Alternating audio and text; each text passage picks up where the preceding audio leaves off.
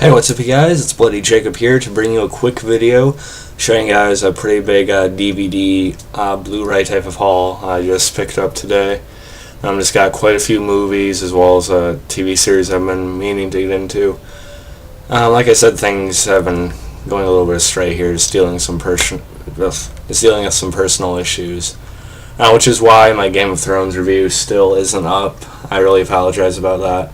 I plan on still watching it and reviewing it this week, but it may not happen. I'm not guaranteeing it.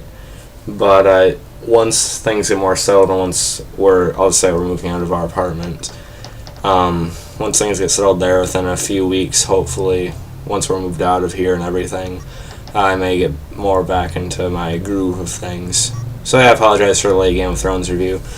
But on the plus side, like I said, I did pick up quite a few DVDs and a couple Blu-rays today. So I'd show those off. First off, I did buy George A. Romero's Day of the Dead Collector's Edition. And a lot of the stuff I got at this really nice little DVD and CD store. It's a local store. It's called like CD Exchange or something like that. And it's a really nice little shop. It has a lot of movies you can really find in store in a lot of places nowadays. But yeah, Day of the Dead, it's probably my favorite Romero zombie film.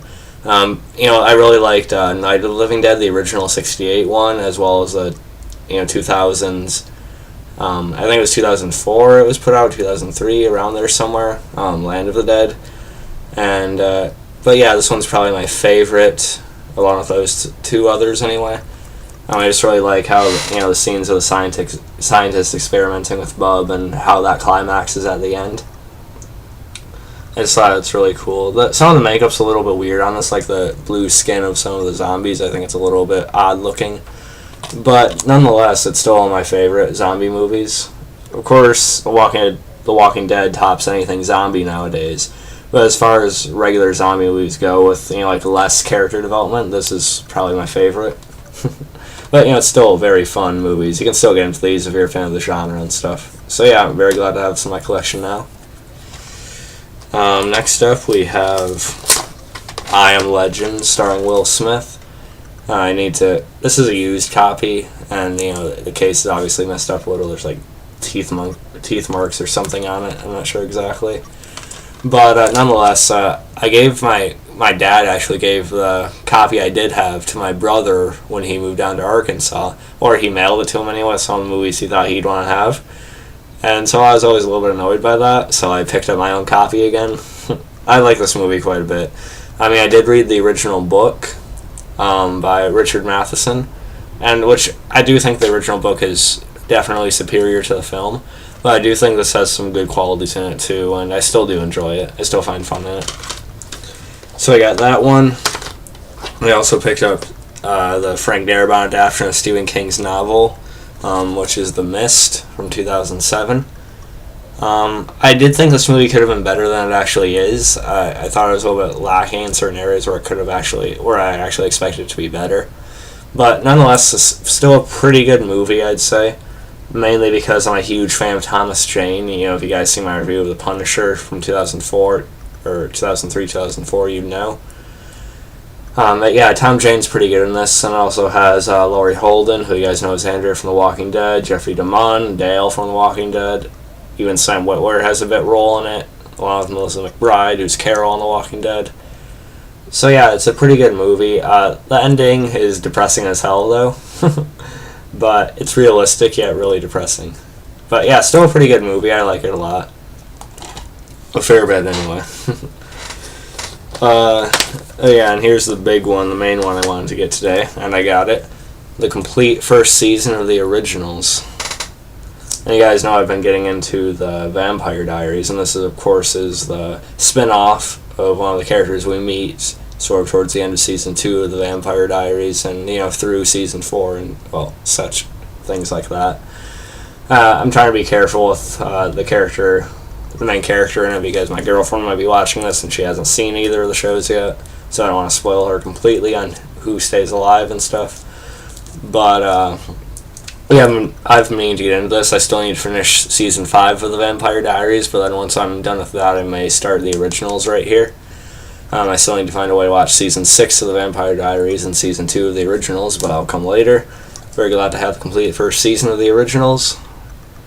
A very cool case, of course. Of course, it's the Blu-ray copy. Very cool. I'll show you the inside real quick. Very nice. And it has DVD copies and Blu-ray copies of each disc, which is really cool. And I'll show you guys a little booklet real quick. Of course, all the episode descriptions and such. Yeah, very glad to have this. That's one I've been meaning to get into for a while on another show. As if I didn't have enough already, right? But yeah, I'll watch this at some point, and once I finish this season, you can expect a review on it at some point in the future. Very glad to have that now. Also picked up 2012's Red Dawn, the remake of the Charlie Sheen Patrick Swayze movie. I never seen the original movie of those two guys, but this one's starring Chris Hemsworth and Josh Peck. I do really like this movie, actually. I thought it was pretty good.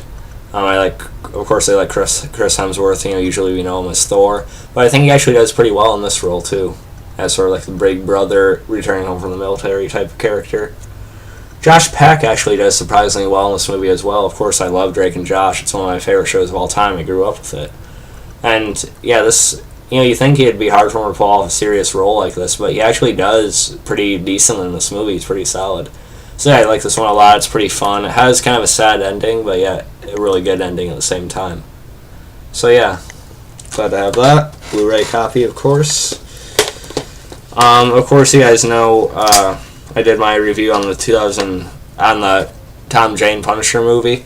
So I do already have that on DVD, but I picked up the extended cut.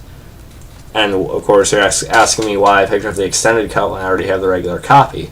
It's because it has 17 minutes of extra footage, or worth of scenes. And the main reason I got it is because some of those scenes involve Frank confronting his old friend from the FBI, who actually gave out his identity to Howard Saint, which is why that whole family massacre on the island was able to happen in the first place. And what Frank basically does is, he sort of like stalks and sort of manipulates his former friend into committing suicide eventually. I haven't watched the scenes myself, but I definitely plan to eventually. And yeah, it's really dark, but it makes sense, and you kind of understand why Frank would do that to him. So yeah, I thought those scenes should have been included in the regular movie.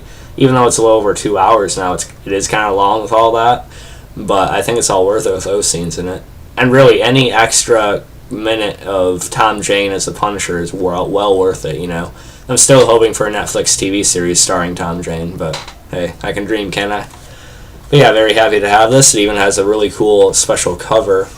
You pull this skull up, has that, which I think is really cool.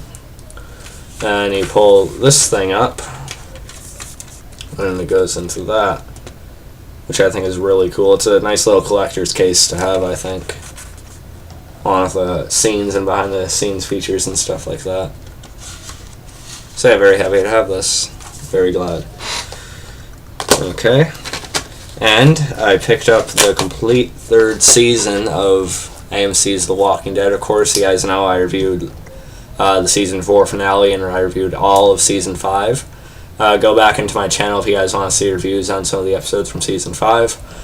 But yeah, of course I'm all caught up on the show, but I'm actually a bit behind on buying them on DVD or Blu-ray.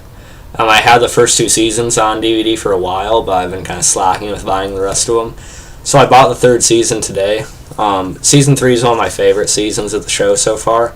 That and season 2 are probably my favorites, personally. Because I loved all the Shane stuff that went on in season 2, and I kind of like the slower, more character-focused pace in that season. But in this season, it was more action-oriented, and I loved the focus on Merle. I thought he was the highlight of the season. Of course, the introduction of Michonne. I love her smirk in that picture. And of course, the governor, best stuff on the show so far, no question. It's going to be hard for even Negan to eventually top him once they bring him on the show. Just David Morrissey did a phenomenal job. So yeah, glad to have this season on DVD now. I'll get season 4 and 5 eventually, but that'll probably be a while. Well, glad to have this. Only got it for around like $15 or so at that same little store I told you about. So yeah, I had to get it, and I should be catching up on it anyway. So yeah, got this. Very cool. Let's see, and yeah, last but not really least, I got 2005's Without a Paddle. It's a comedy, not sitcom, but it's a comedy starring Matthew Lillard, Seth Green, and Dax Shepard. Now, when this movie came out, it's still not received very well at all, like by critics, and not many people really like it, as far as I know. But I seen this movie quite a few years ago originally, and I don't know, something about it stuck with me, and it's one of my favorite comedies of all time, I'll be honest. It's kind of weird that Seth Green is credited first, even though he's probably the biggest name from the cast. Matthew Lillard is actually the main character in the movie, so I don't know why he's not credited first, but oh well, it doesn't matter too much. But yeah, I just really like this movie. Just something about it I find to be really fun and enjoyable. It's about two guys going out to look for D.B. Cooper's treasure. I mean, three guys, actually, I should say. Burt Reynolds even has a role in it. I just like it a lot. And it's one I've been meaning to buy on DVD for quite a while, so glad to find a copy of it. So yeah, that's pretty much it for this video. Like I said, I will try to watch the Game of Thrones episode from this week and get a review out there for you guys, but I'm not guaranteeing it. There's just a lot of stuff going on around here right now, and it's kind of hard to sit down and focus and do that. I know I got my Penny Dreadful review out, but that's just because I'm just really, really into that show. I am into Game of Thrones, but it's just kind of hard to watch everything that I want to watch right now. Just dealing with a lot of stuff, as I said. But we'll try, and yeah, you guys will see me again eventually, don't worry. But it just may be a little bit slower with my video output. But eventually, within the next month or so, I'll get back into the groove of things. So, yeah, you don't need to worry for too long. Just don't expect, what I usually do, necessarily. I will try, but just don't guarantee it. But yeah, I hope you guys enjoyed this video. Great haul I got today. Of course, I'll go through it one more time. Day of the Dead. I Am Legend. That was a weird angle. The Mist. First season of the originals. Red Dawn remake. Extended cut of Tom Jane's The Punisher. Awesome. Complete third season of The Walking Dead.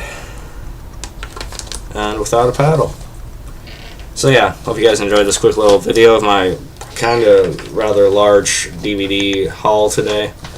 And yeah, I'll catch you guys next time, whenever that is. And peace.